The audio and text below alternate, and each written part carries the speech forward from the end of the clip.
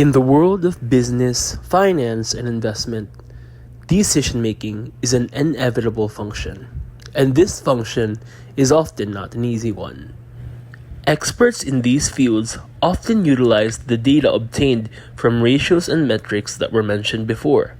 However, as we all know, these are limited and do not provide the full picture. Therefore, to guide them in their choices, decision makers often turn to other elements such as macroeconomic factors. Today, we will discuss one of these in great detail. Understanding interest rates, presented by Kaizam Boulevard-Newt of B97. But before proceeding to the topic proper, let us first take a short detour and have a look at my financial roadmap. These are my short-term goals, which I intend to achieve within a year. First is to build an emergency fund. Second is to graduate with a bachelor's degree by 2026. Thirdly is to secure an entry-level job at a financial institution. Next are my medium-term goals, which I intend to achieve in 3 to 5 years' time. First, start my investment in mutual funds. Next is to begin investing in life and health insurance. And lastly, to commence my agricultural endeavors via farming. Last but not the least are my long-term goals, which I desire to come to fruition within 5 to 10 years.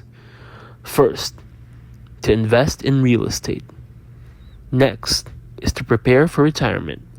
And lastly, to continue my investment in life insurance. The objectives of this discussion are as follows. First, to know what interest rates are. Second, examine the different types of interest rates. Third, look at the factors which impact interest rates. Fourth, understand the significance of interest rates. And lastly, learn how interest rates affect investors and investment decisions. So, what are interest rates? According to sources such as the Corporate Finance Institute, an interest rate pertains to the amount a lender charges a borrower for any form of debt given. Usually, this is expressed as a percentage of the principal. It is either what lenders charge borrowers or what is earned from deposit accounts. Interest is charged as compensation for the loss caused to the asset due to use. In the case of lending money, the lender could have invested the money in some other venture instead of giving it as a loan. Moving on, let us go to the types of interest rates. The first type of interest rate is simple interest. Simple interest is calculated by only utilizing the principal balance of the loan for each period. There is a fixed percentage of the principal amount that was borrowed. Principal is the same every year. The manner of calculation and repayment are straightforward and can be understood with ease. To fully give insight into this type of interest rate, here is a sample scenario. Miguel's father had borrowed a personal loan of 1,000 pesos from the bank, and the rate of interest was 5%. What would the simple interest be if the amount is borrowed for 1 year? Similarly, calculate the simple interest if the amount is borrowed for 2 years, 3 years, and 10 years. Also, calculate the amount that has to be returned in each of these cases. So, the simple interest formula is simple interest, or SI, equals P times R times T, where P equals principal, R equals rate of interest in percent per annum, and T equals time, usually calculated as the number of years. Maturity value formula equals maturity value equals P plus the quantity of P times R times T. So, after plugging in the values into our formulas, we yield the following results. After 1 year, we have a simple interest of 50, with a total maturity value of 1,050 50 pesos. After 2 years, we have a simple interest of 100 and total maturity value of 1,100 pesos. After 3 years, we have a simple interest of 150, a maturity value of 1,150 pesos. And lastly, after 10 years, we yield a simple interest of 500 with a total maturity value of 1,500 pesos. Moving on, the second common type of interest rate is compound interest. Compound interest refers to a process where interest is calculated not only on the original principal but also on the accumulated interest from previous periods. This results in a snowball effect where the total amount grows at an increasing rate over time. Interest compounds over time. The maturity value at the end of 1 year is the principal for the next year or period. So here's an example of compound interest. Sample scenario.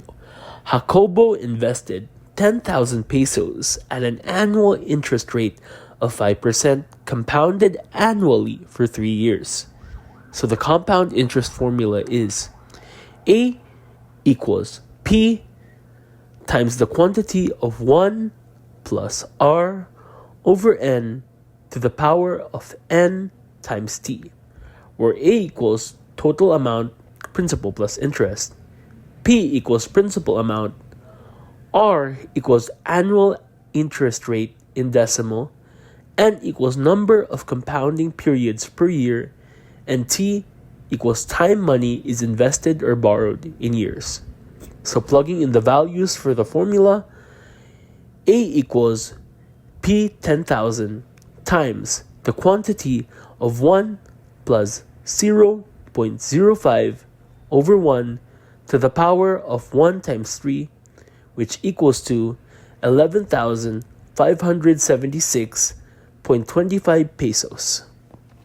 As they are the two common types of interest rates, it is only natural for us to distinguish simple and compound interest.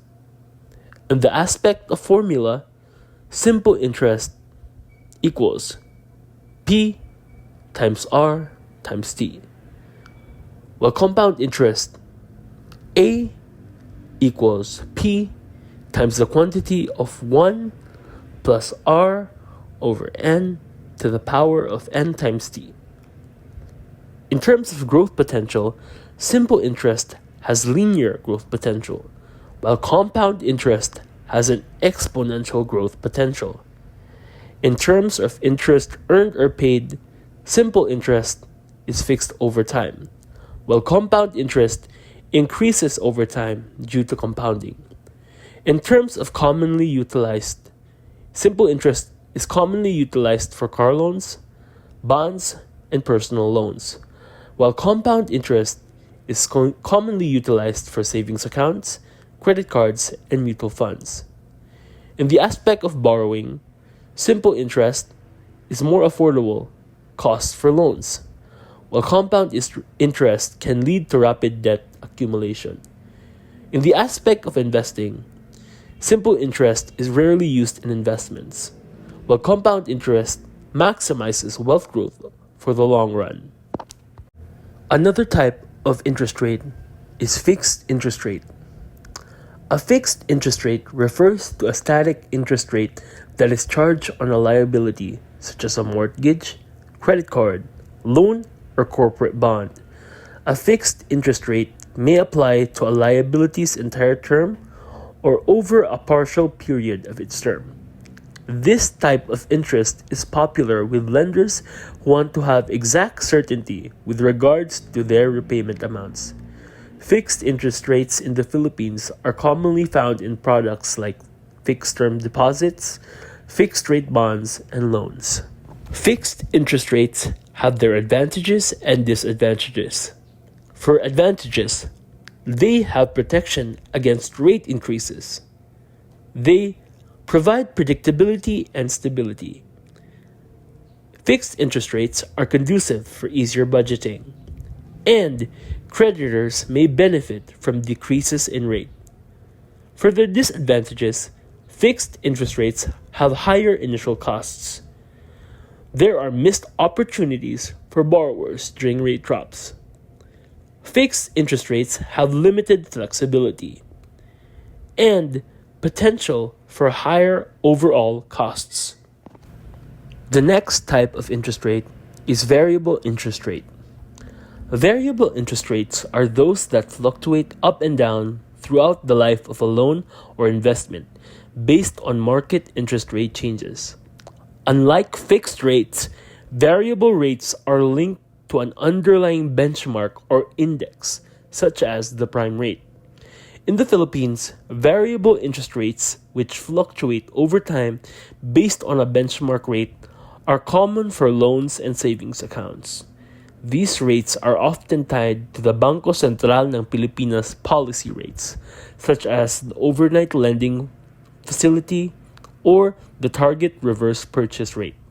The BSP's Monetary Board set the target range for interest rates. Advantages and disadvantages of variable interest rates. Pros: generally lower compared to fixed interest rates.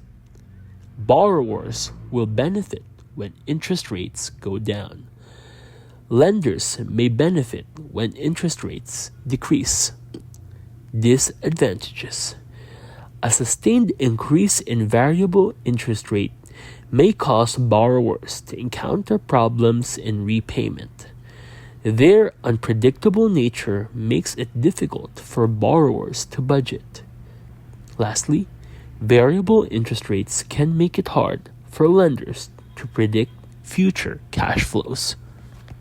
Here are other types of interest rates, among the many others. Annual percentage rate, or APR, the annual cost of borrowing, including interest and other fees. Annual percentage yield, or APY, the annual rate of return on an investment, taking into account compounding. Prime rate, a benchmark interest rate that banks use as a base for other loan rates. And lastly, benchmark rates, rates set by central banks or other bodies that financial institutions use as a baseline for setting their own rates. Now, for the next portion of this report, let us go into the significance of interest rates. Number 1. Interest rates impact borrowing costs. For instance, higher interest rates also increase borrowing costs. This can result in reduced spending, investment, and economic activity. Oppositely, lower interest rates can reduce borrowing costs, which encourages spending, investment, and economic activity. Number 2. Interest rates affect earnings on savings. Higher interest rates give savers an incentive to save their money, as they will get a return on it. However, lower interest rates may encourage people to spend rather than save money. Number 3. Interest rates can influence consumer behavior. Higher interest rates may lead consumers to save their money rather than spend, while lower interest rates may encourage consumers to spend rather than save, and it may also influence them to borrow money. Number 4. Interest rates can be used to control or alter other macroeconomic factors. For instance, higher interest rates are meant to deter the threat of inflation, while lower interest rates can lead to more spending, which is crucial for a conducive rise in inflation.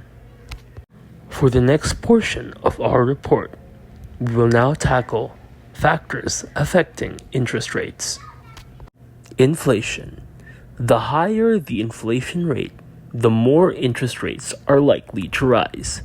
This occurs because lenders will demand higher interest rates as compensation for the decrease in purchasing power of the money they are paid in the future. Demand and supply of credit. When demand for loans exceeds supply, interest rates tend to rise, and vice versa. This is a fundamental principle of economics, where price, in this case interest rates, adjust to balance supply and demand. Monetary policy. Central banks use monetary policy to manage interest rates and influence the economy. They can raise or lower rates to control inflation, stimulate growth, or curb economic overheating. Economic growth. Economic growth generally leads to higher interest rates. This is because strong growth often increases the demand for credit, making it more expensive for borrowers and potentially leading to inflation. Conversely, slower economic growth or recession can cause interest rates to fall as central banks try to stimulate the economy. Government spending and debt. When the government spends more than it earns, also called a budget deficit, it borrows money to cover the gap. This borrowing increases demand for funds in the financial markets. Greater demand can push up interest rates, especially if the supply of loanable funds doesn't increase accordingly. This is known as crowding out. Persistent high debt can lead investors to demand higher interest rates to compensate for perceived risk. If investors worry that the government may resort to inflationary measures, like printing money, to service the debt, they may require higher nominal interest rates. Let us now look at interest rates in the current Philippine context. Interest rates in the Philippines. Bangko Sentral ng Pilipinas, or the Central Bank of the Philippines, cut its benchmark interest by 25 basis points to 5.5% as its April 2025 policy meeting, aligning with market expectations. The move was driven by easing inflation, with consumer prices just 1.8% year-on-year in March, the slowest pace since May 2020, and below the central bank's 2% to 4% target range. The rate cut also aimed to support the economy amid rising global trade tensions, which have raised concerns over a broader economic slowdown.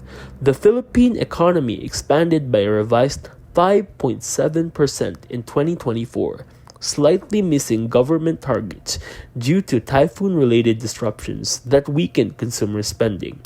Meanwhile, the rates on overnight deposit and lending facilities were also reduced to 5% and 6% respectively.